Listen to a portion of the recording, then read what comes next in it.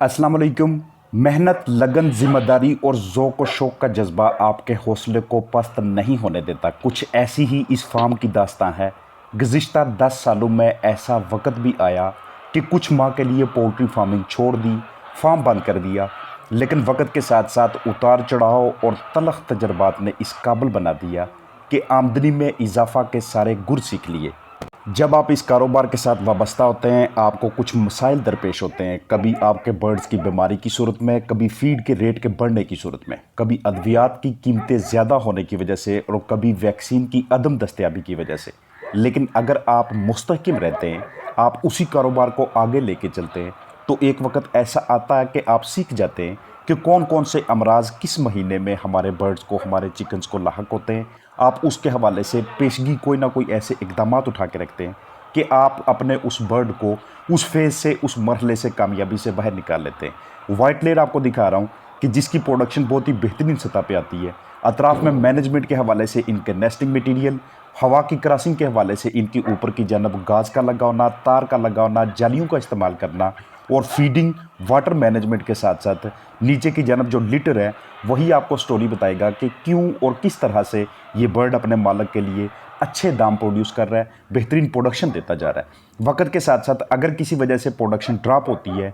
तो उसके पीछे मौजूद तमाम अनासर को बगौर देखा जाता है कि पिछले साल इस महीने में इस वक्त या उससे पिछले साल डेटा अपने पास महफूज रख के हमारा बर्ड इन मेडिसिन से, इन वाले मैनेजमेंटल एस्पेक्ट्स की वजह से और इन कामों की वजह से बेहतरीन पैदावार देने लग गया था और अब ये डिस्टर्ब हो गया। रोज़ाना की बुनियाद पे टेम्परेचर को रजिस्टर पे लिखना, रोज़ाना की बुनियाद पे मौसमियाती तब्दीली को, अंडे के साइज़ को, फीड फी ग्राम परिंदा को एनालिसिस करना, उसका मुआयना करना, ये आपको इस काबिल बना देता है कि आप मौसमियाती तब्दीली के साथ साथ दर्जा हरारत के अप डाउन होने के साथ साथ अपने बर्ड्स की फीड को एडजस्ट करते हैं और उसके मुताबिक उनके जिस्मानी वज़न को पूरा रख के, जिस्मानी ग़िज़ाई ज़रूरियात को पूरा रख के आप उनसे अच्छी प्रोडक्शन ले रहे होते हैं। आजकल चूँकि मौसम आ गया है, मौसम सरमा का आगाज़ है, यहाँ पे अंडों का यूज़ बढ़ता है, यहाँ पे मार्केट में इनकी सप्लाई और इनकी डिमांड में भी इजाफा होने लग जाता है। इसलिए ये वो वक्त होता है कि जिस वक्त आप अपनी सारी तगो दो का रिजल्ट ले रहे होते हैं। आगाज़ में जिस वक्त आपके पास चूज़ा आता है, उसके नीचे की जानब ऐसे चिक पेपर का इस्तेमाल करना,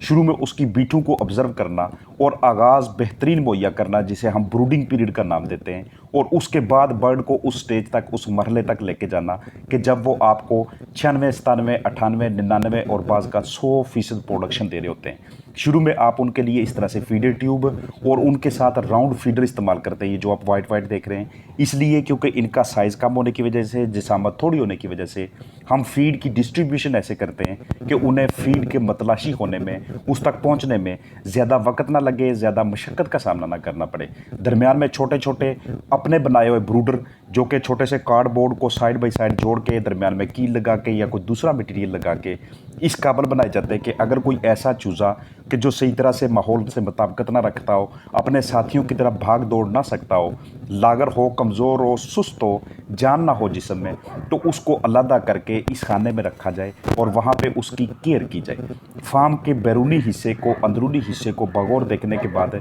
एक चीज़ आप समझ जाएंगे कि किसी भी पोल्ट्री फार्म में कामयाबी की सबसे बड़ी जो वजह होती है वो अंदर और बाहर की जानब सफाई होती है। जिस फार्म पे अंदर की जानब, बाहर की जानब हर तरफ आपको गंद कचरा नजर आए, वहाँ पे जरासीमों की मिकदार बहुत ज़्यादा होने की वजह से आपके बर्ड्स किसी ना किसी आर्जे में मुब्तला रहते हैं। घरेलू पैमाने पे देसी चिकन्स, घरेलू पैमाने पे ऑस्ट्रेलाप, RIR और दूसरी ब्रीड्स की तरह इसकी भी बाकायदा एक बुक होती है, होनी भी चाहिए, जो आपके पास भी ब्रीड है, जिसमें हर हफ्ते इनके जिस्मानी वज़न को देखते हुए उस हिसाब से इनकी खुराक में इजाफा किया जाता है। शुरू में बर्ड रखने से पहले dry cleaning, wet cleaning, disinfection, नीचे की जानब जो बेडिंग मटीरियल है उसको बिछाते वक्त खास एहतियात कीजिएगा, क्योंकि आगाज़ अच्छा हो तो आगे चल के अंडे देने वाले मरहले पे आपका बर्ड भी अच्छे तरीके से तैयार होता है। शुरू में शेड अगर ड्राई हो, वो वेट ना हो, कहीं पे नमी का तनासब ज़्यादा ना रह जाए, तो ऐसे बर्ड्स काक्सी से महफूज रहते हैं। शुरू में अतराफ़ में किसी जगह पे को खुरदरे वगैरह किनारे ऐसे न रह जाएं कि जहाँ से मुख्तलिफ़ किस्म की कीड़ियाँ आ सकें,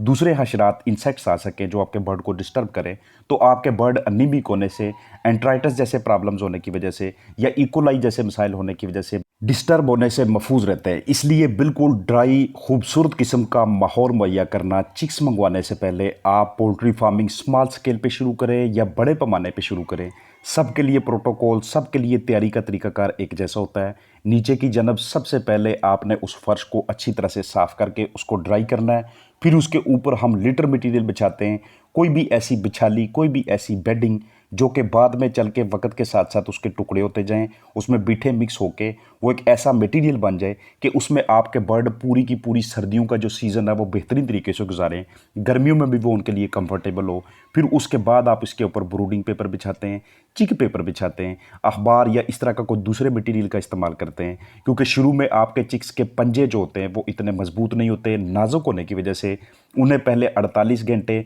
या 72 घंटे ऐसा हैबिटेट, ऐसी रिहाइशगाह चाहिए होती है कि जिसमें वो अपने नाजुक पंजों के साथ, नाजुक जिस्म के साथ बेहतरीन वक्त गुजार सकें। वहाँ पे दरमियान में एक पार्टीशन लगा लें, क्योंकि इनकी एज के हिसाब से, इनके जिस्मानी वज़न के हिसाब से वक्त के साथ साथ आपने इनके लिए जगह खोलनी है। एकदम से सारी जगह को खोल देना, एकदम से स्पेस फ़ी परिंदे में इजाफा करना, ये भी उनकी ग्रोथ के लिए, उनकी बाकायदा नशोनुमा के लिए एक गलत चीज़ साबित होती है। अच्छी तरह से आपके बर्ड के ढांचे की बनावट नहीं होती। अगर आपके पास इस तरह का मुर्गी खाना है कि जो लंबाई में 100 फुट हो, चौड़ाई में 30 फुट हो, यानी कि टोटल उसकी स्पेस हो 3000 स्क्वायर फुट फी परिंदा के हिसाब से, तो इसमें आप मैक्सिमम 1.5 के हिसाब से बर्ड को कैलकुलेट करके डालें। अगर आपने तैयार मुर्गी डालनी है, शुरू में आपने चूज़ा डालना है, तो उसके लिए आप आगाज़ में 1.7 स्क्वायर फुट फी परिंदा के हिसाब से जगह दे के इतनी यानी कि कैलकुलेशन करके बर्ड लेके आएँ। उसके लिए शुरू में आप जगह को थोड़ा तंग रखें, 0.25 स्क्वायर फुट फी चूज़े के हिसाब से